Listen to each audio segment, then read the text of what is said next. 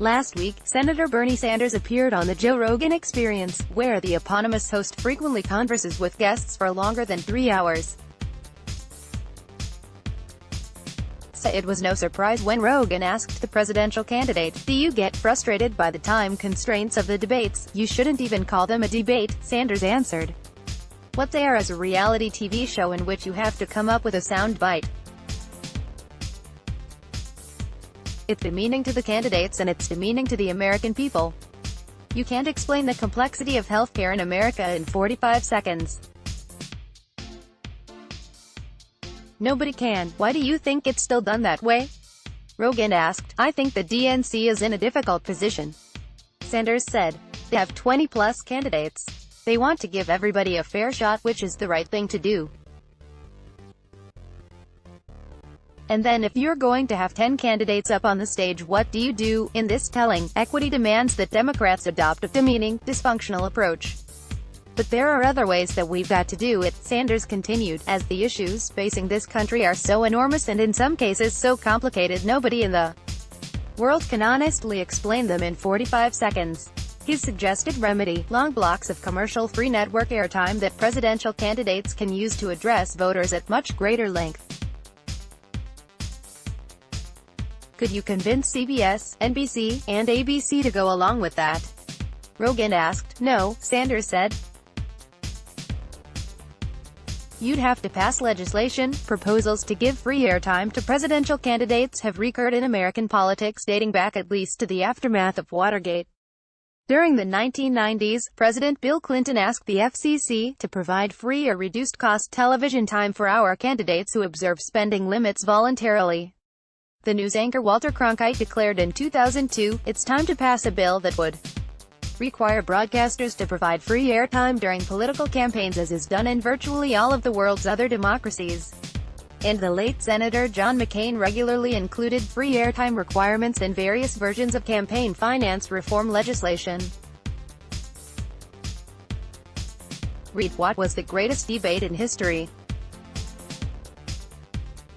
A proposed law in the current Congress, the Fairness in Political Advertising Act of 2019, would require legacy and cable networks to make free airtime available to political candidates in the run-up to federal elections. "People used to laugh at Ross Perot because he used to get up there with a chart and all this stuff," Sanders said during his conversation with Rogan.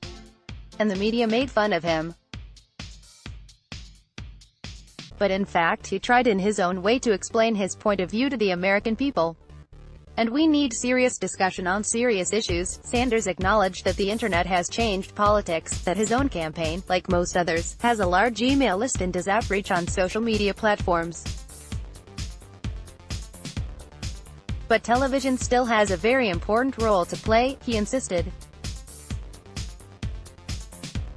"If that is still the case, it probably won't be for much longer."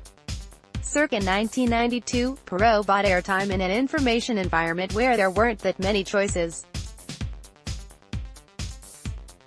And he didn't come close to beating the Republican or Democratic nominee. Today, the internet affords everyone the ability to cheaply disseminate as many hours of video as they please, unlimited by broadcast spectrum or scheduling.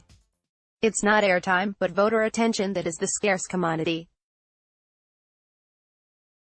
If you're reading this article, you likely pay far more attention to politics than the average American.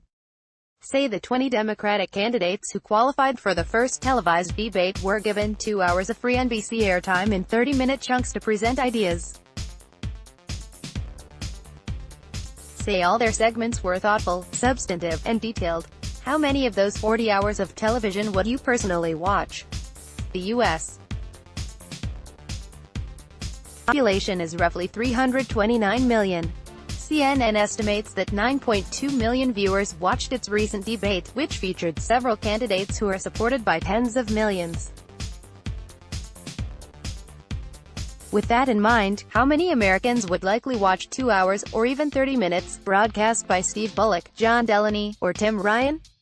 Those are candidates for the Democratic nomination. High-information voters already have access to all the data they need to make choices based on substantive differences. Low-information voters are no more likely to tune into nuanced policy lectures than they are to seek out the detailed plans that politicians have already released. The true obstacle to a less demeaning campaign isn't greedy networks unwilling to cede their time. It's the civic culture, a collective creation. Red, the DNC isn't apologizing for its debate rules, but technology does now offer ways for candidates to reach voters that would arguably prove far superior to televised debates or 30-minute broadcasts, and that would play into, rather than try to change, the civic culture. The approach I'm pondering would need the backing of an organization with both cultural power and a high degree of competence, like Google or Netflix. Imagine that one of those companies allowed presidential candidates who poll at, say, 1% or higher in a reputable national poll to upload, say, a 5-minute video about their personal background, a 5-minute video about their professional experience, a series of 5-minute videos about the issues topping public opinion surveys, additional 5-minute videos on issues of their choice, and a final, 30-minute video on any subject. Anyone who wished could watch everything by a given candidate, or all the candidate videos on the issue of immigration, or all of the biographical videos. And the segments would be made available as podcast streams, too. This system wouldn't be an improvement in every respect. It wouldn't test thinking on one's feet, for example. Conor Friedersdorf, dismantling Tucker Carlson's white supremacy argument, but Americans could tune in anytime, sharing and discussing videos that they liked or disliked as they discovered them. Journalists and citizen commentators could fact-check videos and draw sustained attention to inaccuracies, an improvement on live debates where there is a greater incentive to mislead in the moment, knowing that winners will be declared and public attention will shift to other matters quickly. There would be no incentive to seek advantage by pandering to debate hall audiences or getting in a live zinger that doesn't hold up to scrutiny. Voters could more easily seek out information on subjects they care about.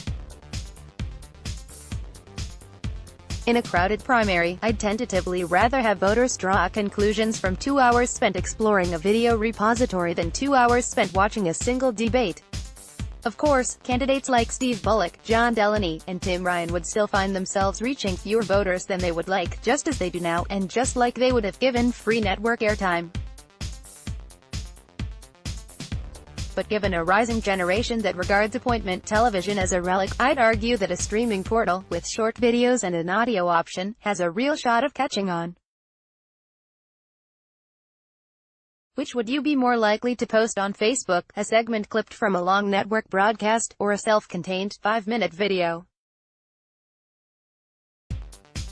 I do have concerns about a private company running the portal, but those are outweighed by lack of faith that a publicly created and run portal would be user-friendly. This change would undoubtedly have unintended consequences I haven't considered. Email concerns, dissents and competing ideas to Connor@theatlantic.com. We want to hear what you think about this article. Submit a letter to the editor or write to letters@theatlantic.com. Conor Friedersdorf is a California-based staff writer at The Atlantic, where he focuses on politics and national affairs. He is the founding editor of The Best of Journalism, a newsletter devoted to exceptional nonfiction. Twitter email Let's block ads. Why?